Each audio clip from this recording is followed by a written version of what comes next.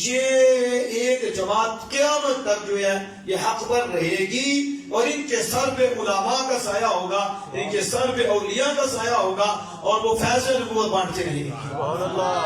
یہ جو آپ بیٹھو گے فیض نبوت تھی، یہ جو آپ کے ایمان قائم ہے اور ساری دنیا میں سنیوں کے چہرے چمک رہی ہیں، تو یہ آمنہ کے دال کا فیض ہے جو ہم قائل ہیں اس چیز کے کہ ڈائریکٹ اور انڈائریکٹ، اس کے ہم قائل ہیں۔ اللہ کو بات ہے کہ بجلی انڈائریکٹ لیتے ہیں اور کہتے ہیں کہ ہمیں اللہ کا نور ڈائریکٹ بھی دے۔ عجیب ہی سوچ ہے کہ ادھر تمہارے 12 5 جائے ڈائریکٹ ذرا ایک سوچ لگایا جائے، اڑ جاؤ اور آپ بگولا ہو جاؤ اور جل کے کولا ہو جاؤ، تیری کیا اوقات ہے تو رب سے ڈائریکٹ فیض لے؟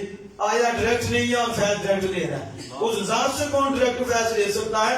اس سے فیض لینے کے لیے کوئی مناسبت چاہیے۔ تو بشر ہے، وہ نور ہی نور ہے، تو کہاں سے اس سے فیض لے گا؟